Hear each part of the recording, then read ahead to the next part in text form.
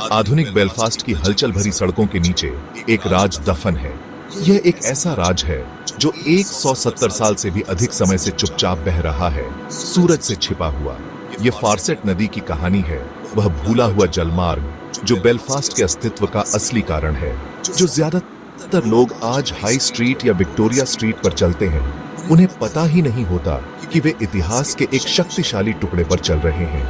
यह नदी जो कभी शहर की जीवन रेखा थी, अब एक अंधेरी ईंटों से बनी सुरंग से होकर बहती है, अपने पुराने स्वरूप का महज एक भूत। इसकी कहानी निर्माण, समृद्धि, प्रदूषण और अंततः छिपाने की है। एक ऐसी कथा जो बेलफास्ट के नाटकीय इतिहास का प्रतिबिंब है। इस छिपी हुई नदी को खोजने की यात्रा शहर की आत्मा में एक यात्रा है। कल्पना कीजिए, एक पल के लिए डामर और कंक्रीट की परतों को हटाकर एक बहती हुई धारा को प्रकट करना जो कभी परिदृश्य को परिभाषित करती थी। यह एक ऐसी नदी थी जिस पर प्राचीन समुदाय निर्भर थे, जिस पर व्यापारियों ने अपनी किस्मत बनाई और जिसे उद्योगपतियों ने क्रांति को शक्ति देने के लिए इस्तेमाल किया। इसका गायब होना कोई प्राकृतिक घटना नहीं थी, यह एक जानबूझकर किया गया कार्य था जो आवश्यकता और प्रगति के तेज, अक्सर गड़बड़ मार्च से पैदा हुआ था। यह समझना कि फारसेट को क्यों दफनाया गया, इसके जीवंत अतीत को याद रखना जितना ही महत्वपूर्ण है, क्योंकि यह हमें अविश्वसनीय गति से बढ़ते शहर की प्राथमिकताओं और चुनौतियों के बारे में बहुत कुछ बताता है। आज नदी मूल रूप से एक बड़ा सीवर है जो बारिश के पानी और अपवाह को लैगन नदी की ओर ले जाती है। फिर भी अपनी वर्तमान स्थिति में भी यह बेलफास्ट की उत्पत्ति को समझने की कुंजी रखती है। शहर का लेआउट, उसकी सड़कों के नाम और यहाँ तक कि उसके सबसे प्रसिद्ध स्थलों में से एक का झुकाव भी इस भूमिगत धारा से जुड़ा हुआ है। यह एक भौतिक और ऐतिहासिक नींव है जो भले ही आंखों से ओझल हो, शहर को आकार देना जारी रखती है। इसके पानी की फुसफुसाहट हालांकि ऊपर की भूख को सुनाई नहीं देती, प्राकृतिक दुनिया की एक निरंतर याद दिलाती है जिस पर हमारी शहरी दुनिया बनी है। एक नींव जिसे हमें छिपाना चाहिए। एक इतिहासकार के रूप में मुझे फारसेट की कहानी स्मृति के लिए एक शक्तिशाली रूपक लगती है। एक भूली हुई स्मृति की तरह नदी शहर की चेतना में गहराई तक मौजूद है, फिर से खोजे जाने की प्रतीक्षा कर रही है। इसकी कहानी को सतह पर वापस लाने का प्रयास केवल इतिहास के बारे में नहीं है, वो पहचान के बारे में है। फारसेट को याद करके बेलफास्ट के लोग अपने शहर के अस्तित्व के मूल स्रोत से फिर से जुड़ सकते हैं और इतिहास की जटिल कल्पना से सराहना कर सकते हैं जो उनके पैरों के ठीक नीचे स्थित है। यह एक अनुस्मारक है कि जो छिपा हुआ है वह जरूरी नहीं कि खो गया है, और उनके अतीत हमेशा वर्तमान में कहने का एक तरीका ढूंढता है। बेलफास्ट के जहाजों और उद्योग का शहर बनने से बहुत पहले यह पानी के साथ अपने संबंध से परिभाषित एक छोटा सा गांव था। बेलफास्ट नाम सीधे फारसेट नदी से आया है।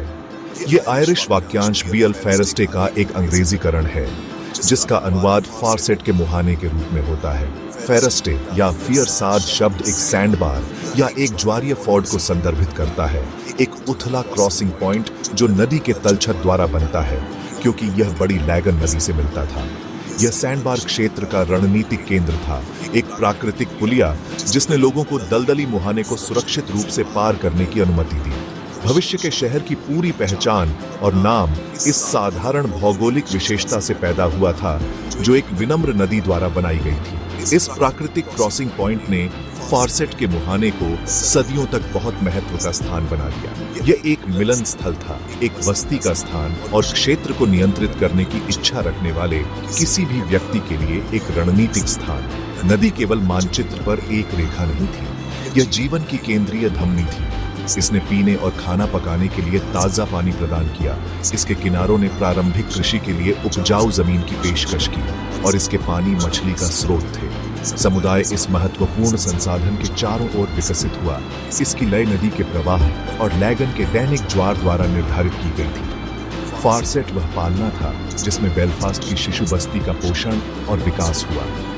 नदी के मार्ग ने उस रास्ते को तराशा जो बेलफास्ट के सबसे महत्वपूर्ण रास्तों में से एक बन गया, हाई स्ट्रीट। सदियों तक यह सड़क बिल्कुल भी सड़क नहीं थी, बल्कि दलदली किनारों से घिरी एक खुली नदी चैनल थी। जहाज और नावें सीधे फारसेट तक जाती थी, शहर के ठीक बीच में सामान और लोगों को लाती थी। नदी मूल राजमार्ग थी जो छोटे लेकिन बढ़ते समुदाय को व्यापक दुनिया से जोड़ती थी। इसकी उपस्थिति ने शहर के लेआउट को आकार दिया, जिसकी गलियां और रास्ते इसके किनारों से निकलते थे, जिससे उन रास्तों का एक नेटवर्क बन गया जो पानी के तर्क का पालन करते थे, न कि योजनाकार के ग्रिड का। इस मूल कहानी को समझना बेलफास्ट को समझने के लिए महत्वपूर्ण है। शहर बस प्रकट नहीं हुआ, यह परिदृश्य से स्वाभाविक रूप से विकसित हुआ, जिसमें फारसेट इसकी रीढ़ थी। इसके मुहाने पर सैंडबार ठोस जमीन का पहला टुकड़ा था, लोगों के इकट्ठा होने और रहने का पहला कारण था। आधुनिक शहर की हर ईंट और पत्थर अंततः गाद और पानी की इस नींव पर टिका है। फारसेट को भूलना यह भूलना है कि बेलफास्ट यहाँ क्यों है। यह उन प्राकृतिक शक्तियों को अनदेखा करना है जिन्होंने इसके भाग्य को आकार दिया और इसे इसका नाम दिया। एक ऐसा नाम जो शहर को अपनी छिपी हुई मूलभूत नदी से हमेशा के लिए बांधता है।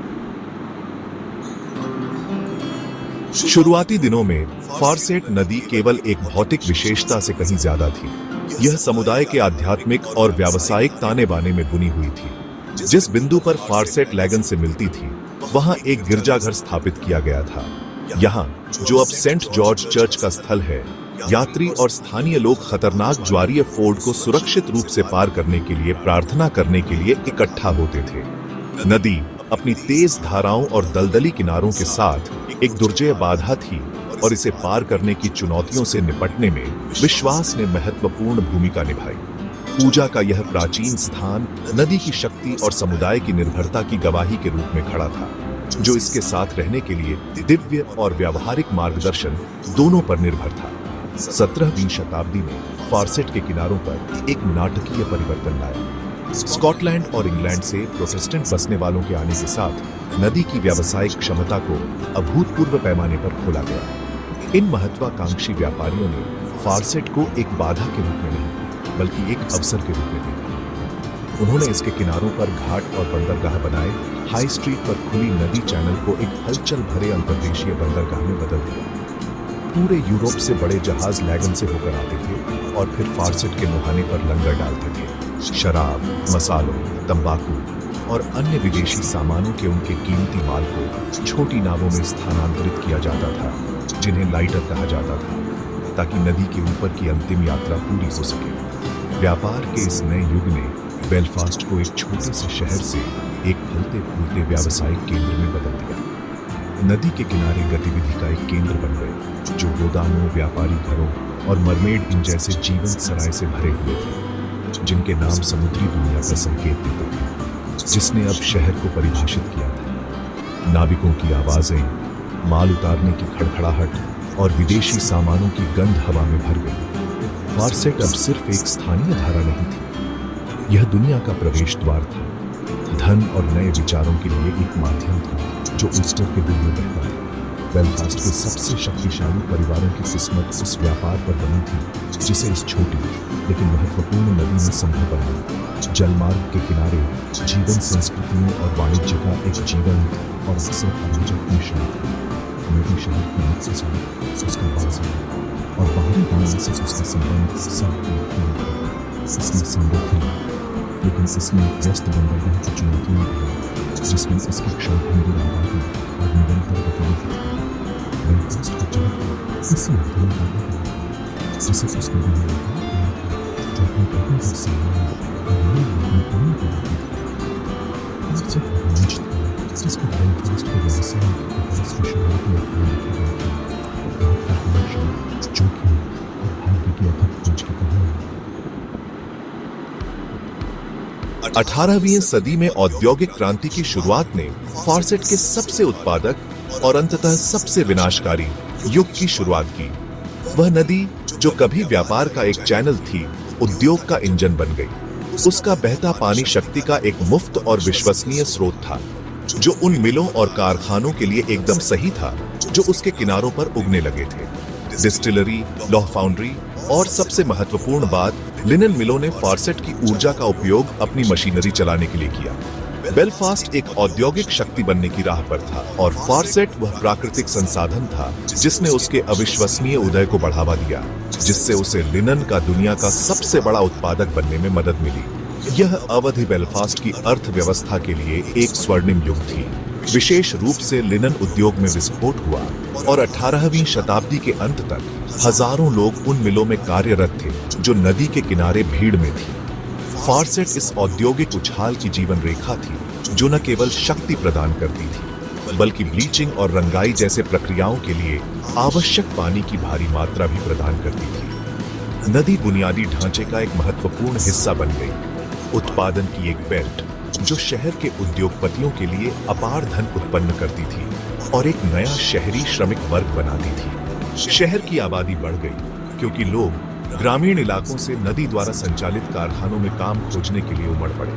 हालांकि इस औद्योगिक समृद्धि का नदी पर भयानक मूल्य चुकाना पड़ा। जिन उद्योगों ने इसे बनाए रखा वे ही इसके विषैले बन गए। कारखानों ने फारसेट को एक सुविधाजनक खुली सीवर के रूप में इस्तेमाल किया जो बिना उपचारित रासायनिक कचरा, रंग और औद्योगिक उप उत्पादों को सीधे उसके पानी में डालता था। बढ़ती आबादी, खराब स्वच्छता वाले भीड़ भाड़ वाले आवासों में रहने वाले प्रदूषण में भी योगदान करती थी, जिसमें मानव अपशिष्ट और घरेलू कचरा बिना किसी रोक टोक के चैनल में बहता था। एक समय की साफ धारा जिसने शहर को अपना नाम दिया था वह दुर्गंधयुक्त जहरीली नाली में बदल गई। उसका पानी गंदगी से काला हो गया। फारसेट का उद्योग का स्वर्णिम युग इसलिए उसका सबसे काला युग था।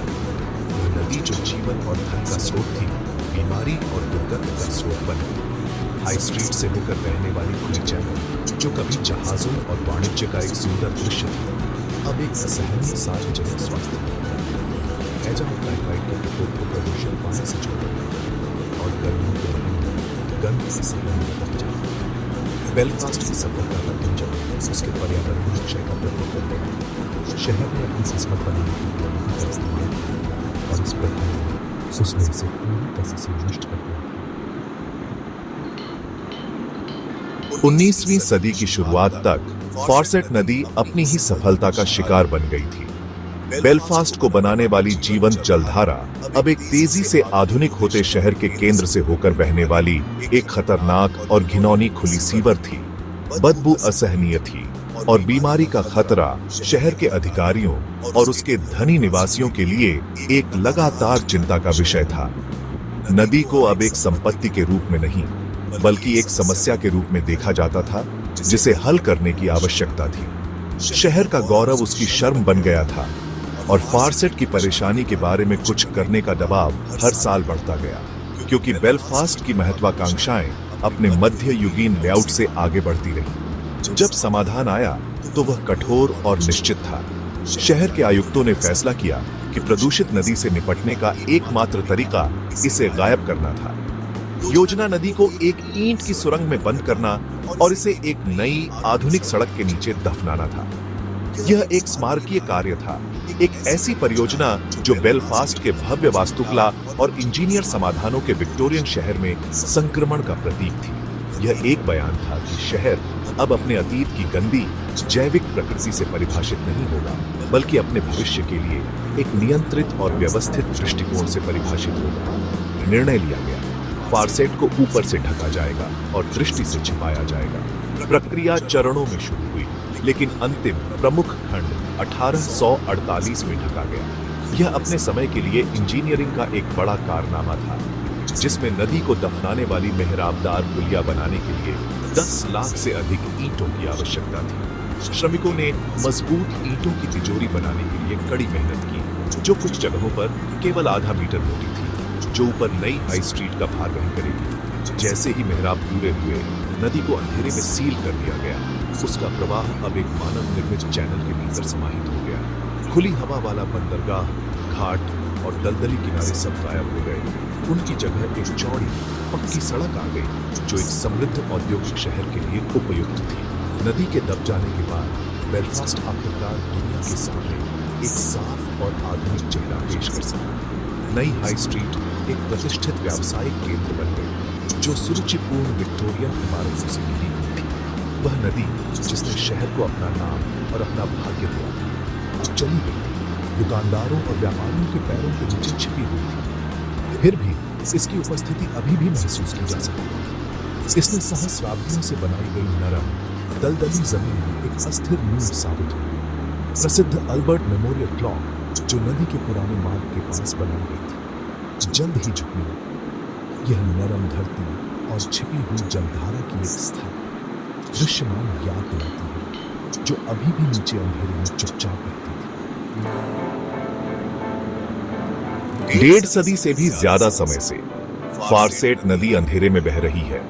बेलफास्ट के नागरिकों द्वारा काफी हद तक भुला दी गई है। यह शहर के बुनियादी ढांचे का एक कार्यात्मक हिस्सा बन गई, एक भूमिगत नाली जिसका ऐतिहासिक महत्व केवल मुट्ठी भर इंजीनियरों और इतिहासकारों को ही पता था। ज्यादातर लोगों के लिए हाई स्ट्रीट सिर्फ एक सड़क थी, ब्रिज स्ट्रीट सिर्फ एक नाम। शहर को आकार देने वाले पानी से शारीरिक संबंध टूट गया था। फिर भी नदी कभी सचमुच गायब नहीं हुई। 1840 के दशक में बनी ईंट की पुलिया विक्टोरियन इंजीनियरिंग का एक अविश्वसनीय टुकड़ा आश्चर्यजनक रूप से बनी हुई है, जो नदी के प्रवाह को लैगन की ओर ले जाना जारी रखती है, जो एक दबे हुए अतीत का एक छिपा हुआ स्मारक है। हालांकि हाल के वर्षों में फारसेट की कहानी को फिर से प्रकाश में लाने के लिए एक बढ़ता हुआ आंदोलन हुआ है। इतिहासकारों, पुरातत्वविदों और सामुदायिक समूहों ने नदी की विरासत का समर्थन करना शुरू कर दिया है। बेलफास्ट को उसकी मूलभूत कहानी की याद दिला रहे हैं। किताबों, निर्देशित सैर और सार्वजनिक वार्ताओं के माध्यम से वे कंक्रीट और समय की परतों को हटा रहे हैं, ताकि नीचे स्थित जलमार्ग को प्रकट किया जा सके। यह नया हित केवल अकादमिक नहीं है, यह शहर की पहचान के एक महत्वपूर्ण हिस्से को बहाल करने के बारे में है। लोग ये महसूस करना शुरू कर रहे हैं कि बेलफास्ट की कहानी उस नदी की कहानी के बिना अधूरी है जिसने यह सब शुरू किया था। रुचि के इस पुनरुत्थान को शहर ने खुद अपनाया है। बेलफास्ट सिटी काउंसिल ने नदी की विरासत का जश्न मनाने के लिए पहलों का समर्थन किया है, इसकी क्षमता को पहचानते हुए कि यह शहर के सांस्कृतिक परिदृश्य को समृद्ध कर सकती है। अप्रैल 2025 में शुरू हुआ एक महत्वपूर्ण हालिया विकास बेलफास्ट का समुद्री ट्रेल है। उत्तरी आयरलैंड स्क्रीन के समर्थन से बनाई गई यह डिजिटल परियोजना लोगों को अपने मोबाइल उपकरणों का उपयोग करके नदी के मार्ग का पता लगाने और एक इंटरैक्टिव मानचित्र के माध्यम से इसके इतिहास का पता लगाने की अनुमति देती है। इतिहासकार सैम रॉबिन्सन के नेतृत्व में यह ट्रेल फारसेट की उत्पत्ति को शहर की बाहरी समुद्री उपलब्धि जैसे टाइटैनिक से जोड़ता है, जो बेलफास्ट के पानी के साथ संबंध की सतत कथा बनाती है। फारसेट की कहानी एक शक्तिशाली सबक के रूप में कार्य करती है। यह हमें सिखाती है कि प्रगति हमें अपने अतीत को कैसे दफन कर सकती है और इसे फिर से खोजना कितना आवश्यक है। नदी लचीलेपन का प्रतीक है, प्रकृति का एक शहरी दुनिया के नीचे बहना जारी रखना और एक इतिहास का जो पूरी तरह से मिटने से रोका है। जैसे जैसे बेलफास्ट विकसित होता जा रहा है, उसकी छिपी हुई नदी की गूंज तेज होती जा रही है। उन्हें सुनकर शहर केवल पीछे नहीं देखता, वह अपनी आत्मा के एक मूलभूत हिस्से को पुनः प्राप्त कर रहा है। यह सुनिश्चित कर रहा है कि उसकी सड़कों के नीचे का रहस्य अब रहस्य नहीं है, बल्कि उसकी जीवित विरासत का एक मना हुआ हिस्सा है।